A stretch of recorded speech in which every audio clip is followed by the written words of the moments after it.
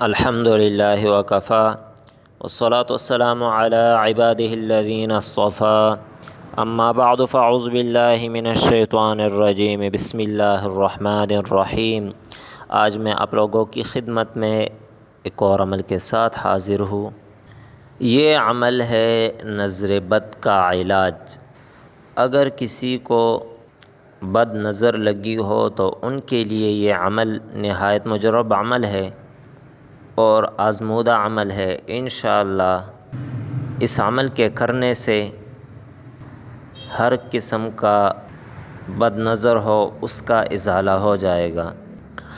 تو عمل کی طرف چلتے ہیں، لیکن اس سے پہلے آپ لوگوں سے ایک چھوٹی سی ریکویسٹ کرتا ہوں کہ اگر آپ لوگ ہمارے چینل پر نئے ہیں اور ابھی تک ہمارے چینل کو سبسکرائب نہیں کیا ہے تو ہمارا چینل اسلامک وظائف آفیشیل کو سبسکرائب کریں اور ساتھ میں بیل کے بٹن کو بھی دبائیں تاکہ ہر نئی آنے والی ویڈیو کی اپڈیٹ بآسانی آپ تک پہنچ سکے۔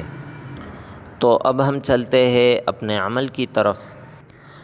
اگر کسی کو بد نظر لگی ہو، بالخصوص بچوں کو لگ جاتے ہیں اور وہ زیادہ روتے ہیں، تو ان کے لیے یہ عمل کرے۔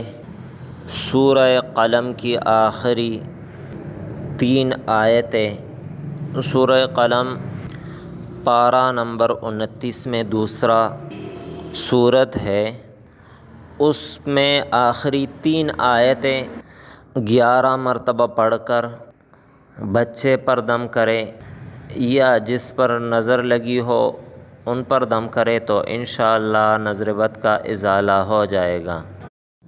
وہ آیتیں میں آپ لوگوں کے سامنے دہراتا بھی ہوں۔ فَاجْتَبَاهُ رَبُّهُ فَجَعَلَهُ مِنَ الصَّالِحِينَ وَإِن يَكَادُ الَّذِينَ كَفَرُوا لَيُزْلِقُونَكَ بِأَبْصَارِهِمْ لَمَّا سَمِعُوا الذِّكْرَ وَيَقُولُونَ إِنَّهُ لَمَجْنُونٌ وَمَا هُوَ إِلَّا ذِكْرٌ لِّلْعَالَمِينَ۔ تو یہ عمل کر لے، انشاءاللہ نظر بد کا ازالہ ہو جائے گا۔